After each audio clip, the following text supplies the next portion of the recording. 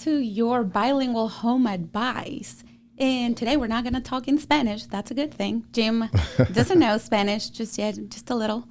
One day. Right?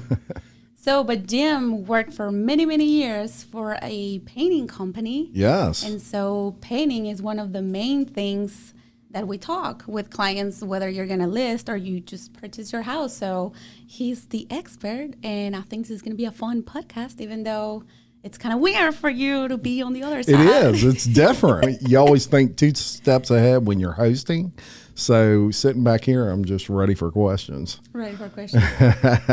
So when I usually go to a listing, we pre-tour the house, and, sometimes people has very, different tastes, for painting. It could be exotic, simple, but the most common colors for a house, exterior-wise, I think right now what's in is the white, Yes. It just brings a lot of light into your house. And I know there's different types of whites and different types of materials. Oh, yeah. So. Yeah. It's interesting that I used to get all calls constantly, and people would say, I just want white.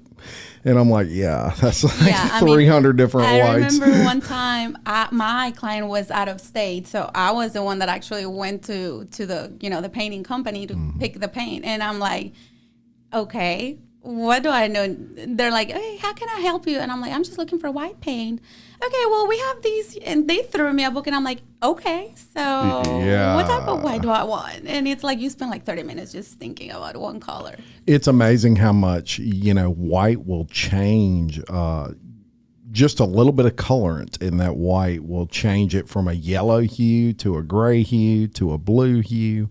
So it's very important that people look and kind of, if they want a more warm white, those yellowish hues really make a difference.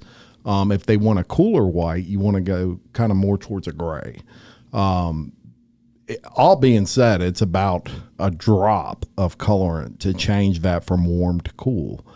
And it really varies based off of just people's taste. I always tell people there's no rule. It's just what your taste is and what you like. There are colors that sell a little bit better right now that are more popular. Whites in general have really taken off. I never thought I'd see a day where someone's house trim and ceilings were all the same color, white. It's really and it's easy pretty. to contrast with either furniture or the color of your shutters or stuff like that. Absolutely. And it blends with anything. But the other bonus to that is if you ever want to sell it, you're not going to run into a situation where you have to repaint. If your paint's in good condition, you have to repaint because the color trend has changed. White's always been kind of in, but it's amazing over the last 20 years how much trends have changed from when I started in the paint business. Before we move forward, I kind of actually wanted to ask you, so that people know, obviously you're pretty famous already here in Houston Parish. I don't know about that. So he's going to bring a lot of popularity to my podcast. I hope That's so. why I invited him. No, but I know a lot of people already know you. You're super involved with the chamber and just overall in Livingston. So, but, we still kind of wanted to, we don't know who's going to watch us out there, people from everywhere, hopefully. That's right. So that they know, kind of your background. Yeah. How many so years, how you ended up, Yeah. Well, the interesting thing with me was when, I was working for a friend of mine and had no idea what I wanted to do. I was 24 years old. I didn't have kids at the time. I had just got married. And my friend basically was closing his business, and he told me, you got to find a job. And I said, okay. But it wasn't a painting business? No, it was actually a health food store. We sold smoothies and health food and stuff like that.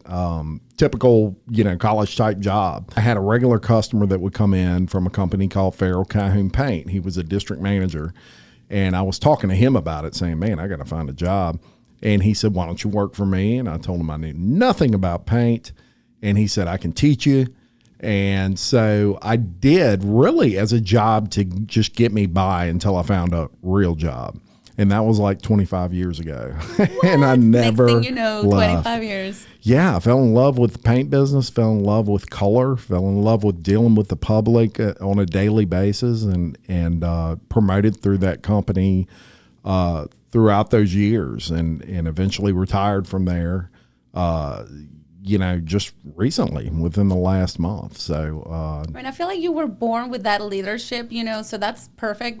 As a salesperson, you gotta be great at leading people, or how you communicate with people, how you even interact at first. So I think you were already born with that, and that's why you didn't have a problem coming into that. But did it took you a little while to learn about? It did. There was a lot of things that go into actually matching paint, for example, is not as easy as one would think. We have computers that kind of get us there, in the neighborhood. But then you've got to use your eyes. So you've got to know what they call color theory, which is, I'll give you an example. Red kills green. So the more red color you shoot in something that may look a little bit too green is going to kill that green. But you can't overshoot that red. So you've got to kind of know, and it's really only repetition of doing it over and over, what color theory is and what you add to actually make color, because those computers get you in a general direction, but then it's all about experience. Now, did you ever found, clients kind of jumping into changing the color, or it wasn't what we expected? Because, for example, in real estate, what I see a lot is, and it's especially women, I don't know if that's a thing, I'll say, okay, so I'll picture, my living room all white, but I'm going to contrast with, I don't know, brown ceilings, which is also kind of one of the, or it depends if you have brown, beams or stuff, it would make a really good contrast. But once you have it all paint, it's oh, wait a second. Yeah. I was probably not expecting that white. So it happens a lot. And of course, now to the people that does the painting job, it kind of sucks, I guess, because they got to repaint. Because you do actually work more formerly with the painters, I guess? Yes. Pretty much that was what I did. I went from job site to job site. A lot of people thought I rode around and just brought people lunch all the time. And I'm like, no, they're more than that. At some point when I met you, I thought you were the owner, but it turns out he wasn't. Yeah, you aren't the only one. And that was actually a big feather in my cap was so many people when I retired was like, wait, you don't know Farrell? And I'm like, I never I'd be on a beach drinking a margarita all the time. But it told me that I basically branded myself so well with my company and loved my company so much that I guess people must have looked at that and said, he's got to own the company. He's way too passionate about it, and that's a compliment to me. And something that I was I was almost honored that people would think that. But sadly, I did not. I would love to buy it, but they want too much money. So Hundreds did you of ever millions. had a desperate real estate agent or a painter, come to you and be like, Jim, I just don't know what to do. I don't seem to please them. Yes. It happened frequently. What was really common, and this would happen a lot with real estate agents and just general homeowners, is they would pick a color in the store and we would mix the color. They would bring it to the house. It would get painted and it would look totally different. Now, in our store, it matched, say, the paint chip. But when it was on a big surface and there was different lighting and different flooring, maybe that warm yellow color turned way gray. And maybe it's because there was no lighting in that house or very little ambient light. And so the problem becomes this is grayer than I thought it would be, or this is more yellow than I thought it would be. And it would have nothing to do with the paint and everything to do with the environment at that house. Flooring especially will change a paint color real fast. The problem is most people do that first coat of paint before they ever put the floors down because they spray. Yeah. And so if that's the case, you don't really know it's going to look different till those floors get down. And that happened all the time. Yeah. And it's kind of a hard decision even for us because for me, I have a lot of investors, and whenever they start flipping that house, they do want all our advice. And sometimes that makes it hard for us, because at the end of the day, I mean, I can't advise, the colors that are in, but like you said, what if once they put the flooring and all that, the lighting, it's not going to look the same. Yeah, it can change. And it's interesting, Sayra, that us as paint mixers and manufacturers, we will see those trends kind of before anybody else, because you just kind of see the paint sales pick up on those colors that never used to sell that. Whites were never hotter than they are right now. Before that, it was grays. Really? Everybody wanted gray walls. Yeah. And before that, it was, taupes and beiges. But I can remember almost verbatim me sitting in the store one day and I'm like, man, everybody is buying gray. Or beige. Yeah. I think it is because those colors they still kind of look bright, but then at the same time, you cannot see the dirtiness. And so that was another thing that I wanted to talk about. I mean, nowadays, there's even the different type of white, right? Where like there's one white that wouldn't get that dirty. And I get it, because when you have little kids, the least thing you want to do is have to paint or retouch the paint every year. That's right. And that's a great point you bring up, because there are specific finishes that we recommend in the paint business for specific surfaces. And that's really where you get the deer in the headlights look, is when that homeowner, that real estate agent, or even sometimes that painter comes in and they say, I need this color. And I say, okay, what finish? And they look at me like, I have no idea. and I do it to mess with them, because of course I'm going to help them, but I just tease them a little bit. And then I'm like, well, what are you painting? And they'll tell me, and I'll say, tell me about the, if it's a homeowner, do you have kids? Yes, I have kids. Okay, well, flat is totally out of the question for walls if you have kids, or messy adults, because they touch those light switches and around that, and you got to wipe that off. And even though in Farrell Calhoun's case, we had a scrubbable flat, it wasn't designed to be just, ate into to pull the paint off. Oh. So the thing I tell people is treat it like wax for your car. The higher shine you get, the more durability you have. But for walls, eggshell is recommended. In almost all cases, unless you have a bunch of kids, you may want to do what they call a satin finish, which is right above that. So you think, I've always thought maybe, well, overall, working as a real estate agent, you kind of have to get to know the situation in the family, know the seller, where their expectations, like you said, you got to ask if you have kids, if you have messy adults, so, and that kind of puts it into like, so even when we come to y'all, we kind of have to like give you more history about that's right the client, so that you can help us better and advise us better. That's exactly right. And that's where customer service from a paint coating manufacturer standpoint comes into play. Taking the time to ask that question. Even in some cases, people think they know what they want, but they don't realize the difference. So if somebody comes in and they would tell me, I need semi-gloss paint, and I ask what they're painting, and they say they're sealing, I'm going to discourage that. That is because if you put semi-gloss on a ceiling and you have lighting up there, it's going to reflect and almost look plastic. Oh, okay. And there's a lot of and there's your ceilings have joints, and the higher shine you have, the more obvious those joints become. So the flatter finish you have, it's not reflecting light, it's absorbing it, so it doesn't show it.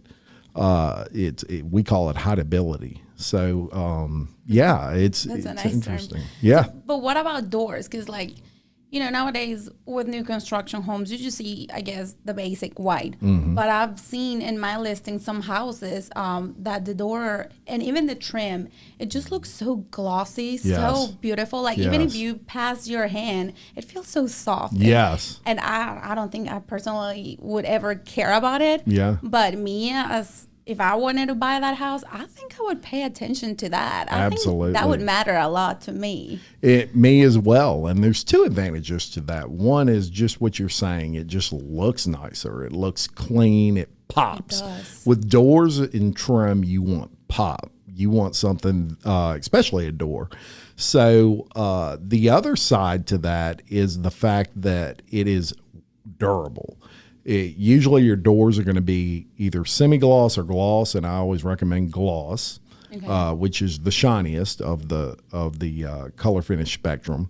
And the reason you want gloss is those get more abuse than anything else in your house. You're opening them, you're closing them, you're going to put your key in and it slips and it hits it. Yeah. And I think the doors are the main part of the house that get dirty faster, because you don't usually just use a handle. Sometimes you just push it with your hand or even your foot, and so next thing you know, the door is all dirty. I kick the bottom of my door all the time. Yeah, me too. Or with a hand, you're got things in my hand. I can't, it's, you're right, and that is where durability comes in. You can't get that out of a low finish paint. Now they are making satins nowadays with some pretty good resin in it that is pretty durable compared to where they used to be.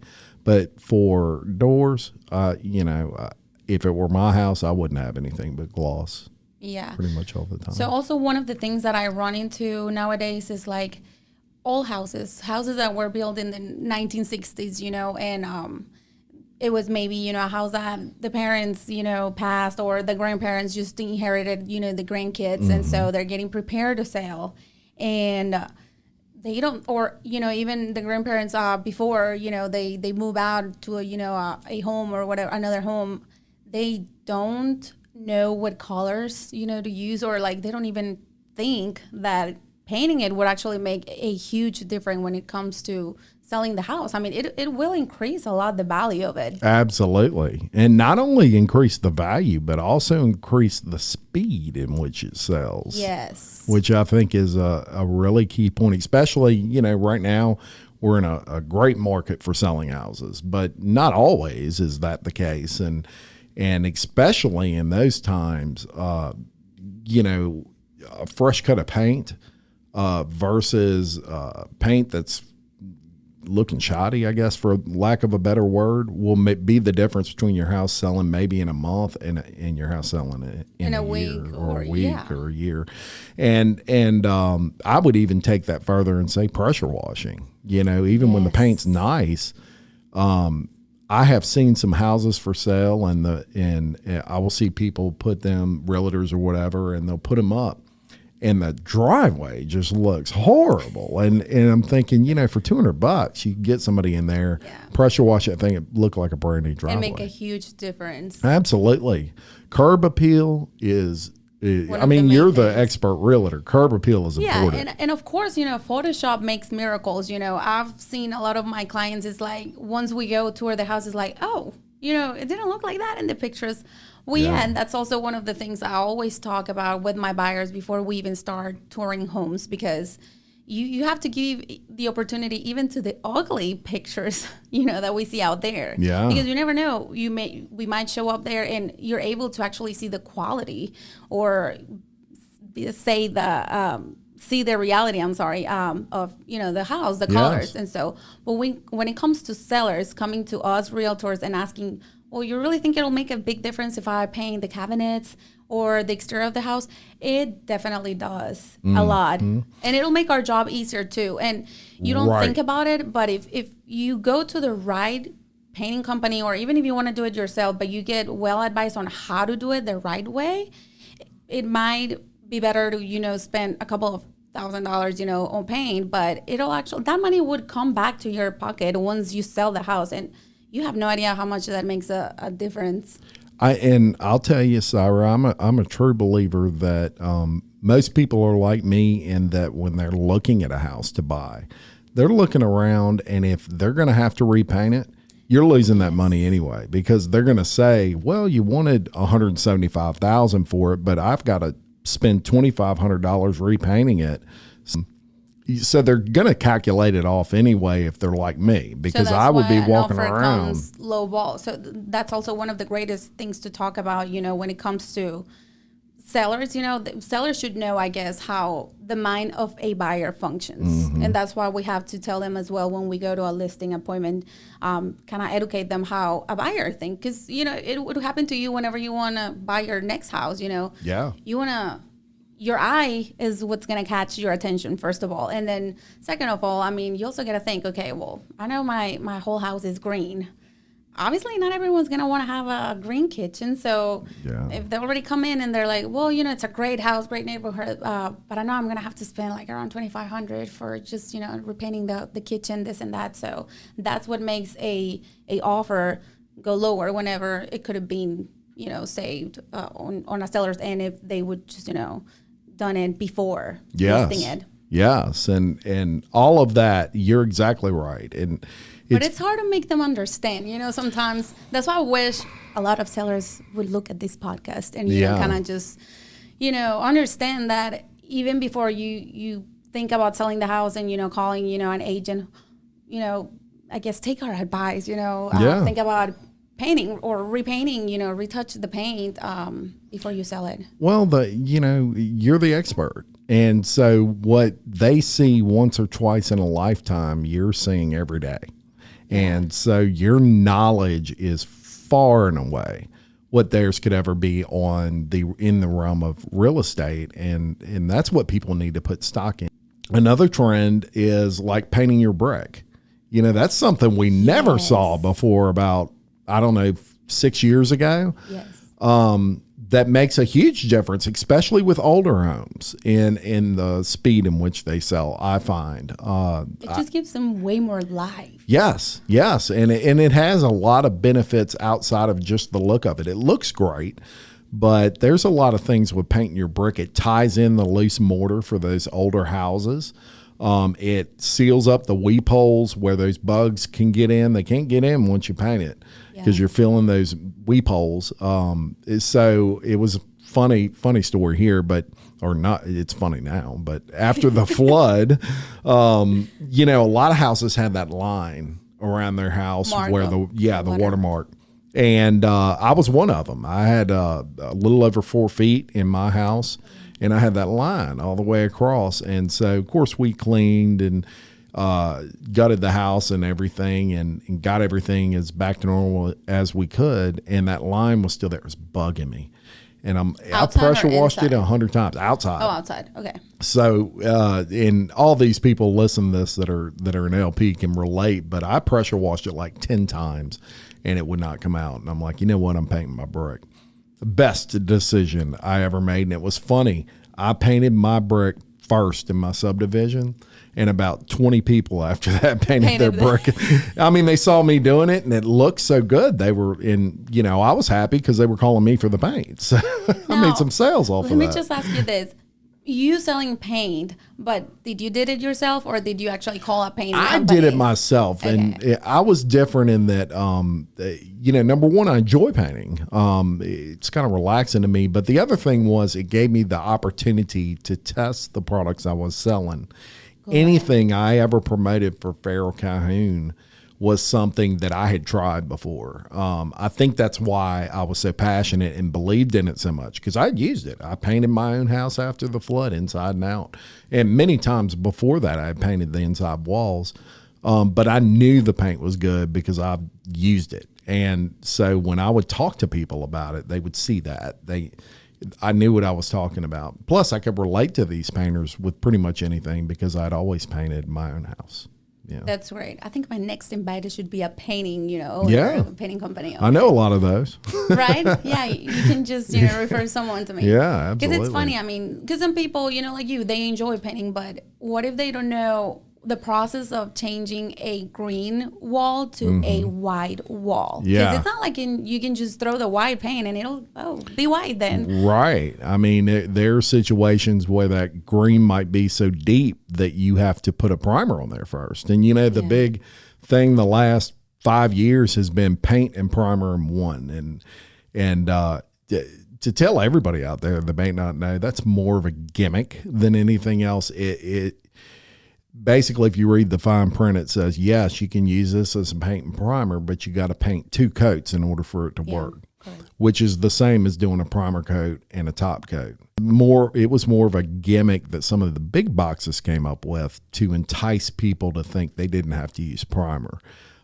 Really, the thickness of the paint is the only thing different, and every paint manufacturer has a quote unquote paint, primer, and one. But what I was getting at there was the depth of that color. You may have to reprime that surface before you paint it. And what you're doing is you're trying to lock out the hue that you're getting from that green because you're going white on top of it.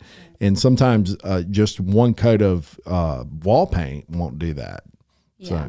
So, yeah. Well, see, that's why it's better to get advice before we go out there and do it ourselves. I don't think I would be able to do it myself. I would probably just throw in the whatever paint I thought it was going to be my outcome. But, yeah. But well, now, that's the more I get involved people. into this business, the more you get to also learn about how to advise, how to guide the client before selling the house, or even when they're going to buy it and they already know, it's going to have some work to be done there. But yes, exactly. And it's funny because real estate agents in particular are pretty good paint people because they see it a lot. On every house that we show. Yeah, that's right. That's right.